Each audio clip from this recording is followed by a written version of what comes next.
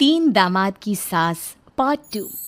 अब तक आपने सुना कि कावेरी जी अपनी तीनों बेटियों ईशा, मोहिनी और सुहाना की शादी तीन घर जमाई लड़कों के साथ करवा देती है। उन्हें लगता है कि ये लड़के शायद घर का कामकाज संभाल लेंगे, लेकिन उनके तीनों घर जमाई बहुत आलसी थे। वो नौकरी भी नहीं करते थे और बाहर का काम भी नहीं। कावेरी जी ने अपनी बेटियों से कहा कि वो प्रेगनेंसी का बहाना बनाकर अपने पतियों को सबक सिखाए।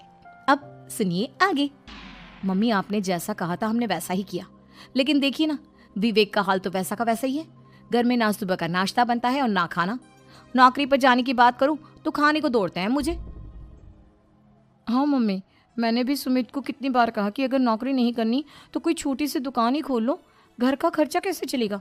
देखो दोपहर के 12 बजने आए और जनाब अभी तक सो रहे हैं। हाँ मम्मी, ईशा और सुहाना ठीक कहती हैं। अविनाश का भी यही हाल है। जब मैंने अपनी प्रेगनेंसी के बारे में कहा तो मुझसे कहने लगा, अरे दूसरी लड़कियां तो 9-9 महीने तक नौकरी करती है, बस डिलीवरी के टाइम छुट्टी लेती है। मोहिनी, तुम भी नौकरी करो।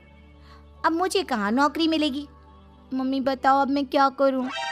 हे भगवान, क्या सोचकर घर जमाई दामाद लाई थी मैं कि मेरी बेटियां मेरे पास रहेंगी और खुश रहेंगी, लेकिन इन आलसी दामादों ने तो हमारी जिंदगी को भी प्रॉब्लम में डाल दिया है। मैं तो कहती हूँ मम्मी, हम लोग वापस अपनी जॉब पर जाना शुरू कर देते हैं।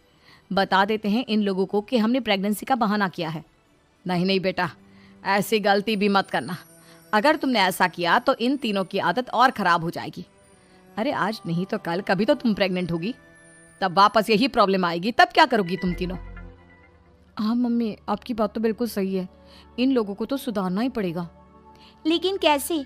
अपने बच्चों के आने की खबर सुनकर भी इन लोगों पर कोई असर नहीं हो रहा।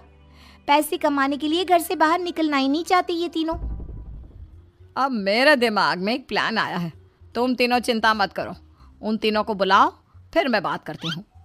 थोड़ी देर बाद कावेरी जी अपने तीनों दामादों को सामने बुलाकर अपनी बात कहना शुरू करती हैं। अविनाश, सुमित और विवेक, देखो बेटा, मैं ना तुम तीनों से बड़ा प्यार करती हूँ, इसीलिए तो तुम्हें घर जमाई बना कर रखा है मैंने। अरे मम्मी जी, सीधे सीधे कहिए ना, क्या बात है? प्यार तो हम भी आपको बहुत करते हैं। अरे मम्मी जी, आपकी इज्जत भी बहुत करते हैं। अरे भाई, आपके जैसी सास और कमाने वाली बीवी सबको मिलती है क्या?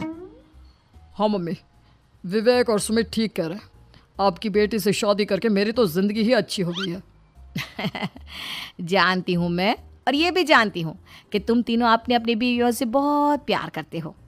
बेटा, बात ऐसी है कि हमारे कुल गुरु ने कहा है कि प्रेग्नेंट होने के बाद मेरी तीनों बेटियां शुरू के 4 महीने हमारे गांव में जाकर रहेगी, जहां मेरे चाचा जी रहते हैं। अरे लेकिन क्यों मम्मी, गांव में जाकर रहने की क्या ज़रूरत है इन तीनों को? वो क्या है ना बेटा, हमारे परिवार को एक श्राप है। अगर मेरी बेटियों ने यहाँ पर बच्चा पैदा करने की कोशिश की तो उनके बच्चों को कुछ भी हो सकता है। इसलिए अब से लेकर 4 महीने पूरे होने तक इन्हें गाँव वाले घर में रहना पड़ेगा। हाँ, तो इसमें प्रॉब्लम क्या है मम्मी जी? हम भी वहाँ जाकर रहेंगे, पिकनिक मनाएंगे। अरे भाई, बीवी जहाँ हम भी वहाँ। हाँ यार, आइडिया तो बहुत अच्छा है। शहर की ज़िंदगी में रह रहकर परेशान हो चुके हैं, अब कुछ दिन गांव में बिताएंगे। तुम लोग समझने की कोशिश क्यों नहीं करते? तुम में से कोई भी वहाँ नहीं जा सकता, और मैं यहाँ रहूँगी ना तुम तीनों के साथ। 4 महीने की तो बात है, उसके बाद ये तीनों ही लौट कर आ जाएंगी। ठीक है मम्मी जी, अब हमारे बच्चों का सवाल है तो ये तो करना ही पड़ेगा। कावेरी अपनी तीनों बेटियों को कुछ दिन के लिए घर से बाहर कहीं दूसरे शहर में रहने के लिए भेज देती है।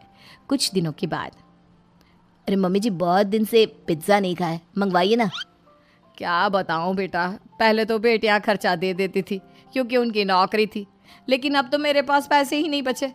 थोड़े बहुत पैसे हैं जो बच्चों की डिलीवरी में काम आएंगे। लेकिन मम्मी जी, आपकी बेटियों को वापस आने में तो अभी बहुत वक्त बाकी है। वही सोच सोच कर परेशान हो रही हूँ। सोच रही हूँ कल से दूध भी बंद करवा देती हूँ। अब दूध वाले को देने के लिए पैसे भी तो नहीं है ना। अरे नहीं नहीं मम्मी जी, अगर दूध भी बंद करवा दोगी तो मुझे चाय कहाँ से मिलेगी?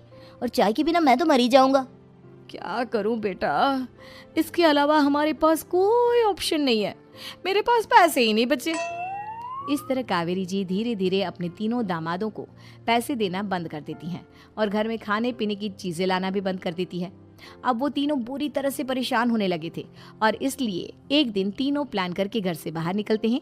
और बाजार में जाने के बाद, यार अच्छा खाना खाए हुए कितने दिन हो गए, पता नहीं कब अच्छा खाना मिलेगा। हमारी बीवियों के जाने के बाद तो हमारी हालत भिखारियों जैसी हो गई है यार। कुछ भी हो, मुझे तो आज पिज्ज़ा खाना ही खाना है।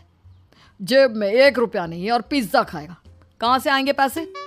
अरे देख वहाँ सामने बोर्ड पर क्या लिखा हुआ है, कंप्यूटर पर काम करने के लिए एक आदमी की आवश्यकता है।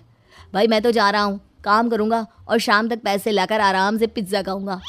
जा जा, तुझे कोई काम नहीं देने वाला, हम तो घर जा रहे हैं। चल भाई सुमित।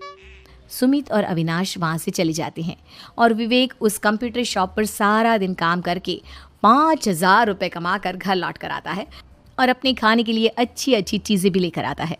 ये देखकर विवेक और सुमित के दिल में भी कुछ पैसे कमाने की इच्छा जागती है। अरे सुबह सुबह कहाँ चल दिए तुम? मम्मी जी एक बहुत अच्छी जगह मिली है, कंप्यूटर पर काम करने के 5,000 मिले थे कल मुझे। अगर रोज़ काम करूँगा तो पूरे 40,000 की तनख्वाह। अरे वाह, ये तो बहुत अच्छी बात है दामाद जी, आपको जाना ही चाहिए। सुमित और अविनाश विवेक को इस तरह तरक्की करते देखकर परेशान हो जाते हैं और वो दोनों भी काम की तलाश में निकल पड़ते हैं। धीरे धीरे उन दोनों को भी काम मिल जाता है। अब कावेरी के तीनों दामाद छोटी मोटी नौकरी करके अच्छा पैसा कमाने लगे थे। एक दिन कावेरी उन्हें अपने पास बुलाती है। अरे वाह, विवेक 40,000 कमा लेता है, अविनाश 60,000 और सुमित तुम भी 40,000 के आसपास कमा ही लेते हो। कुल मिलाकर तुम अच्छे खासे पैसे कमा रहे हो बेटा। हाँ मम्मी जी, बहुत मज़ा आता है जब महीने के एंड में मोटी रकम हाथ में आती है। पूछिए मत मम्मी जी, घर में रहकर रोटी बना बना कर और तो जैसा महसूस होने लगा था मुझे तो।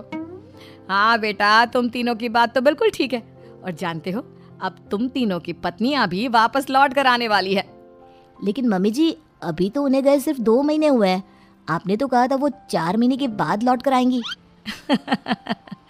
ऐसा कुछ नहीं है बेटा, मैं सिर्फ तुम तीनों को सबक सिखाना चाहती थी कि आदमी घर में बैठकर बीवी की कमाई खाता हुआ अच्छा नहीं लगता।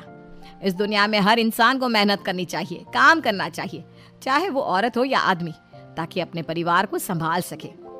कावेरी की बात सुनकर उन तीनों को अपनी गलती का एहसास होता है और कावेरी उन्हें सच बता देती है कि ईशा, सुहाना और मोहिनी शहर में ही कहीं दूसरी जगह रह रहे थे। शाम के वक्त उन तीनों की पत्नियां लौट कर आ जाती है और कावेरी जी का परिवार एक खुशहाल परिवार की तरह रहने लगता है।